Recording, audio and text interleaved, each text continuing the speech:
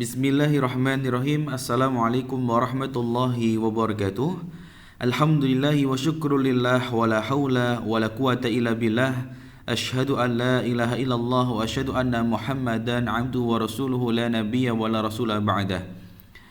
Rekan-rekan sekalian yang mudah-mudahan senantiasa dirahmati Allah Subhanahu wa taala. Alhamdulillah di pagi ini, kesempatan pertemuan kali ini kembali Allah pertemukan kita, yang mudah-mudahan semuanya senantiasa diberikan kesehatan oleh Allah ya, dalam penjagaannya dan serta dihindarkan ya dari segala mala bahaya dan juga yang mereka sedang diuji sama Allah. Mudah-mudahan segera diangkat ujiannya, yang sakit mudah-mudahan lekas sembuh, yang sembuh mudah-mudahan terus sehat insyaallah ya. Baik rekan-rekan sekalian ya, dalam kesempatan yang berbahagia ini Ustaz akan menyampaikan ya pembahasan kita berkaitan dengan mata kuliah Shaful Quran dengan bahasan unsur penyusun dalam kalimat ya. Baik, kita awali dengan baca basmalah bersama-sama. Bismillahirrahmanirrahim. Al-kalimah ya. Jadi dalam susunan bahasa Arab ya, ada 3 unsur yang ada dalam kalimat. Yang pertama ya, setiap kali ada kalimat itu biasanya ada al-fi'lu, fi'il, kata kerja, atau al-ismu, isim atau kata benda, atau yang ketiga al-harfu, harf ya. Maka kalau kita cermati, begitupun dalam Al-Qur'an ya. Kalau kita mau melihat lebih detail dalam setiap ayat itu ya, terkadang ya, secara runtut ya, susunan kata itu ada fi'il, isim, ada harf itu ya. Kemudian berikutnya ya, kalau kita lihat dan perdalam lagi ya, jadi kalimat adalah susunan dari beberapa kata yang memiliki makna. Dalam bahasa Indonesia kita mengenal istilah kata kerja, kata benda, kata sifat, kata sambung, kata hubung, kata tanya dan sebagainya. Begitupun juga yang ada dalam bahasa Arab rekan sekalian ya, memiliki banyak istilah yang kurang lebih hampir sama dengan bahasa Indonesia. Namun ya, dalam bahasa Arab ya, pembahasan tadi dikelompokkan menjadi 3 kelompok besar. Yang pertama adalah fi'il, isim dan huruf ya. Jadi inilah yang menjadi susunan utama unsur dalam sebuah kalimat. Yang pertama ada fi'il, kata kerja. Yang kedua ada isim ya. Yang ketiga ada huruf, kata sambung atau kata hubung. Sebagaimana coba kita perhatikan dalam kalimat berikut ini. Yadhabu Zaidun ilal madrasati. Kalimat ini ya, memiliki 3 unsur. Yang pertama yadhabu, di situ adalah kata fi'il atau kata kerja ya. Kemudian Zaidun, tentu yaitu di situ sebagai fa'il ya. Ila di sini sebagai harf ya. Al-madrasati ini sebagai isim ya. Maka kalau kita cermati ya, jadi dalam kata atau kalimat dalam contoh yang saya sampaikan tadi sudah memiliki 3 unsur, yaitu fi'il, isim dan harf ya.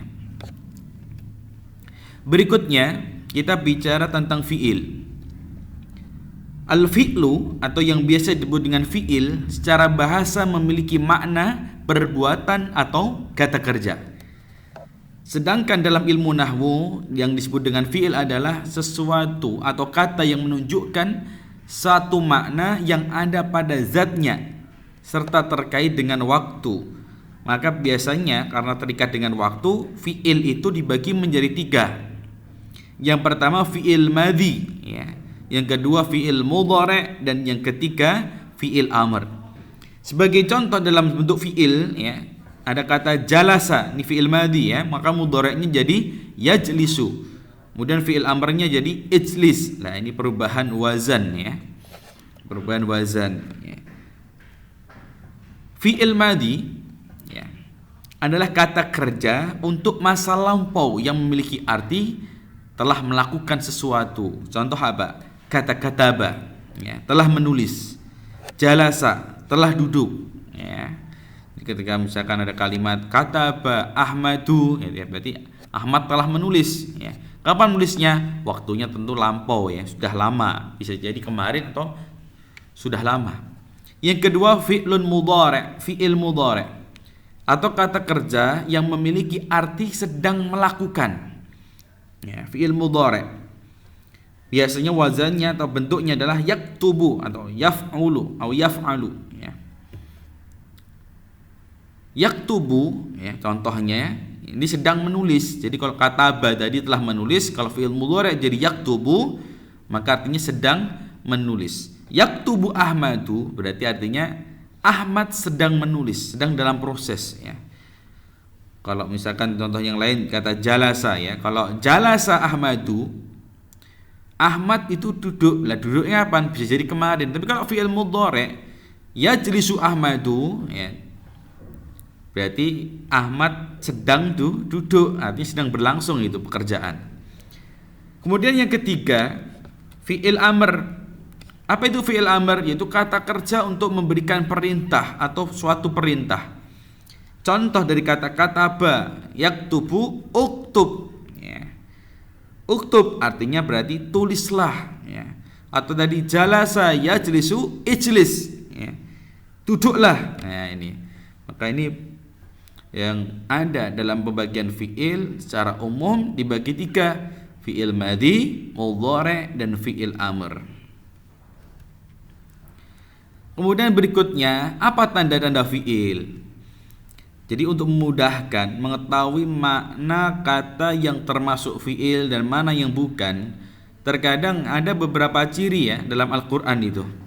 Sebagai contoh yang pertama, ya, terkadang dalam bahasa Arab, dalam Al-Quran, dalam suatu ayat itu, ya, ada kata saufa, ya, didahului kata saufa. Contoh dalam ayatnya kalla saufa ta'lamun, ya. Kalla saufa ta'lamun. Kemudian didahului dengan kata qad. Contoh dalam Quran surah Al-Mu'minun, qad aflahal mu'minun, ya. Atau didahului terkadang yang ketiga dengan huruf sin atau sa, ya. Sayaqulus sufaha'u minan nas dalam surah Al-Baqarah itu, ya. Kemudian yang keempat terkadang diakhiri dengan huruf ta'nis, ya. Qalat namlatun ayyuhan namlu udkhulu masakinakum. Ada ta'nis di sana. Coba kita analisa lebih dalam rekan-rekan sekalian. Yang pertama didahului huruf qad, ya. Qad artinya sungguh, ya. Kalimatnya qad aflahal mu'minun. Maka setelah kata qad di sini, ya, ada kata aflaha, maka aflaha ini adalah fi'il. Dan menariknya ketika ada tambahan qad, itu artinya sungguh, ya. Maka kalau qad aflaha berarti artinya sungguh beruntung, gitu, ya. Kemudian yang kedua didahului huruf sin atau sa, ya, yang artinya adalah akan, ya.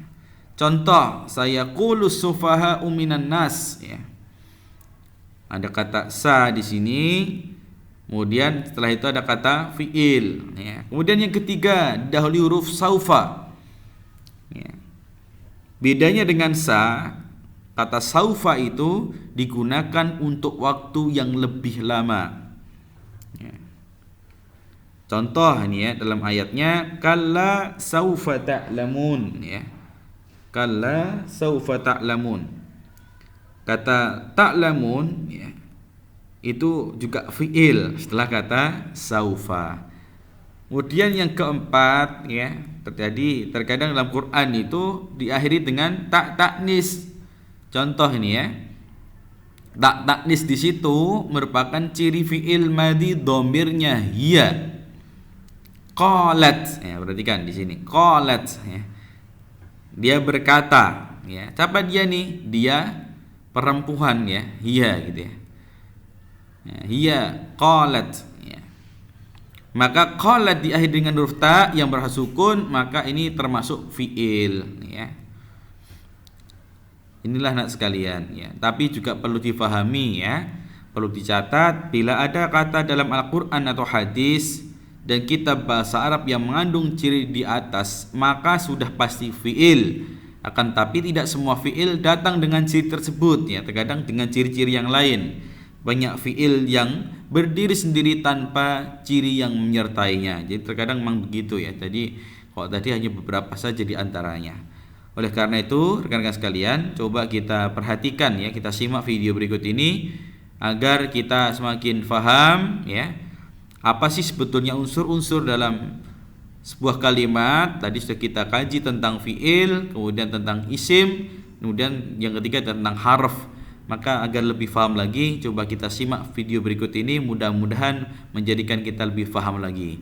Jazakumullahu khairal jaza, silahkan disimak videonya agar lebih paham lagi terkait dengan materi ini. Jazakumullahu khairal jaza. سبيل الدموع سبيل مريح تنهد يا صاحي كي تستريح وبث الدعاء الخفي الصريح يسعك الفراء الرحيم الفسيح.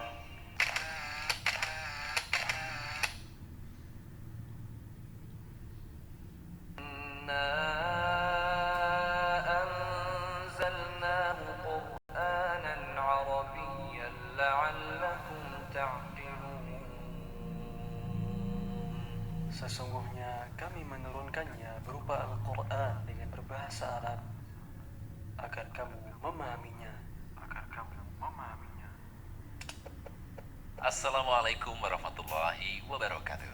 Alhamdulillah, pada pertemuan kali ini insyaallah kita akan membahas tentang mengenal 3 jenis kata dalam bahasa Arab. Pada pelajaran pertama kita telah mempelajari bahwa ilmu sharaf adalah ilmu yang mempelajari perubahan kata dari suatu bentuk ke bentuk yang lainnya. Ada baiknya sebelum mempelajari perubahan kata, kita terlebih dahulu memahami pembagian kata atau jenis-jenis kata dalam bahasa Arab. Dalam bahasa kita, bahasa Indonesia, kita sering mendengar istilah kata kerja, kata benda, kata bantu, kata tanya, kata hubung, kata sambung, dan penambahan kata yang lainnya. Dalam bahasa Arab, semua kata itu terbagi menjadi 3. Yang pertama, fi'il, kedua, isim, dan yang ketiga, huruf. Mari kita bahas satu persatu 3 jenis kata ini. Yang pertama, fi'il. Secara sederhana, kita bisa mengatakan bahwa fi'il adalah kata kerja. Contohnya, dhahaba, telah pergi, qara'a, telah membaca, kataba, telah menulis. Namun, pada pelajaran yang lebih lanjut, nantinya kita akan mengenali tidak semua fi'il adalah kata kerja, tetapi seluruh kata kerja sudah pasti fi'il.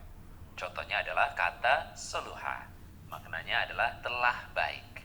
Dari sisi mana saja, kita bisa mengetahui bahwa telah baik ini bukanlah kata kerja, tetapi lebih kepada kata sifat. Contohnya dalam sebuah hadis Rasulullah, wa inna fil jasadi mudghatan idza salahat salahal jasadu kulluhu wa idza fasadat fasadal jasadu kulluhu ala wahiyal qalbu. Di dalam jasad itu ada segumpal daging. Jika ia baik, maka baik pula seluruh jasad. Jika ia rusak, maka rusak pula seluruh jasad. Ketahuilah bahwa ia adalah hati.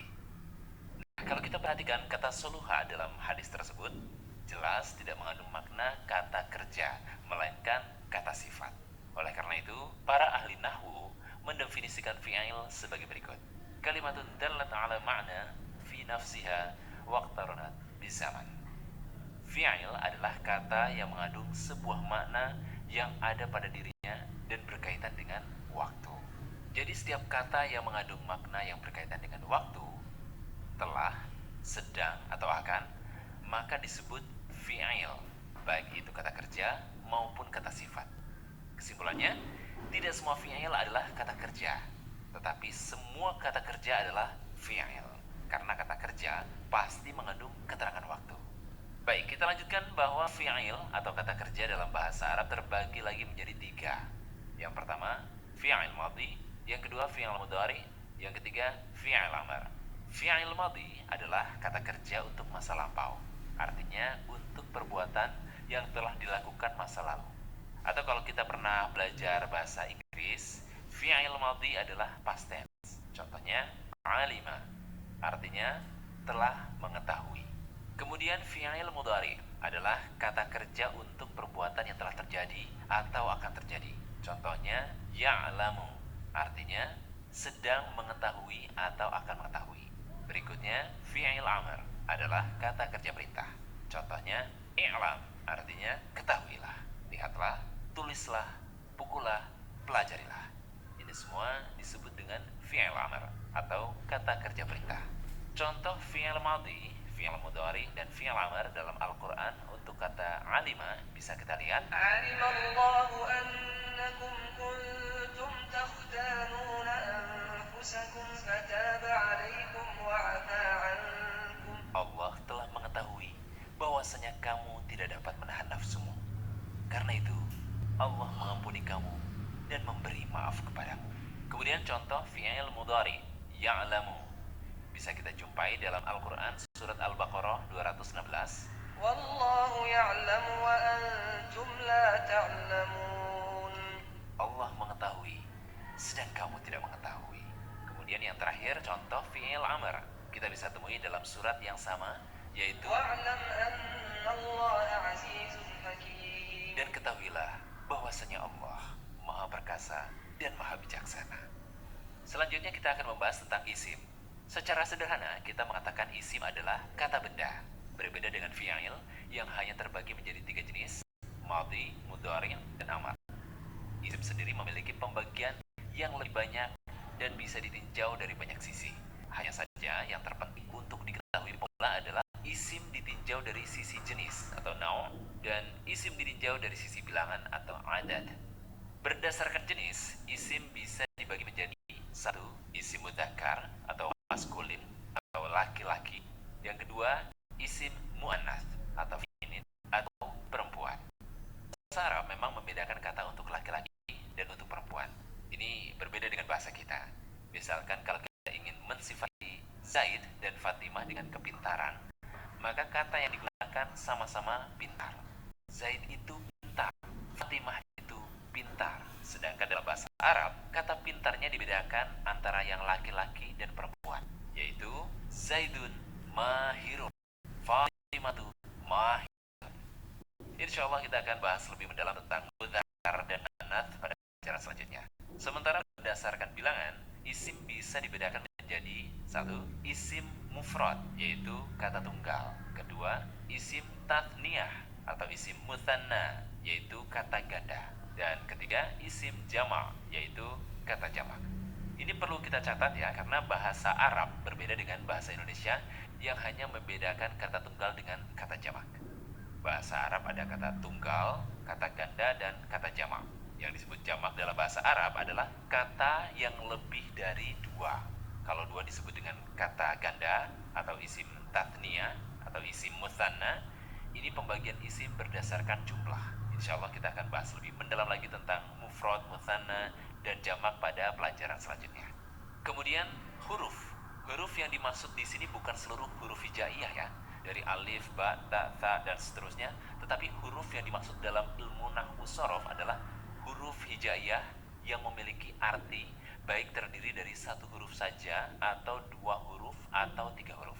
Contoh huruf hijaiyah yang 1 huruf namun memiliki arti adalah A artinya apakah, B artinya dengan, ta bisa digunakan untuk huruf sumpah. Jadi selain kita bersumpah dengan wallah, kita bisa juga bersumpah dengan tallah. Fa artinya maka, sa artinya akan, ka artinya seperti, li artinya untuk, dan wa artinya dan. Inilah contoh-contoh 1 huruf hijaiyah yang memiliki arti. Selanjutnya akan kita lihat contoh 2 huruf hijaiyah yang memiliki arti. Min artinya dari, an artinya dari, fi artinya di, lan artinya tidak akan, lam artinya tidak atau belum. Contoh 3 huruf hijaiyah yang memiliki arti. Ila artinya ke, ala artinya di atas, saufa artinya akan. Kesimpulan dari pelajaran ini adalah ada 3 jenis kata dalam bahasa Arab, yaitu fi'il, isim, dan huruf. Fi'il sendiri terbagi menjadi 3, yakni fi'il madhi, fi'il mudhari, dan fi'il amr. Fi'il madhi adalah kata kerja untuk perbuatan yang telah lalu atau past tense. Fi'il mudhari adalah kata kerja untuk perbuatan yang sedang berlangsung atau akan berlangsung di masa yang akan datang, present continuous tense, dan future tense. Kemudian fi'il amr adalah kata kerja perintah. Isim banyak sekali jenisnya, namun untuk pemula yang harus diketahui, yang wajib dipahami pembagian isim berdasarkan bilangan, ada isim mufrad atau kata tunggal, ada isim tathniyah atau kata ganda, dan ada isim jama' atau jamak. Kemudian isim berdasarkan jenis, ada isim mudzakkar atau laki-laki, ada isim muannats perempuan. Terakhir huruf. Huruf yang dimaksud dalam ilmu nahwu adalah huruf hijaiyah, baik 1, 2, atau 3 huruf yang memiliki makna khusus. Demikianlah pelajaran kita yang kedua. Semoga yang saya jelaskan bermanfaat untuk semua. Wassalamualaikum warahmatullahi wabarakatuh.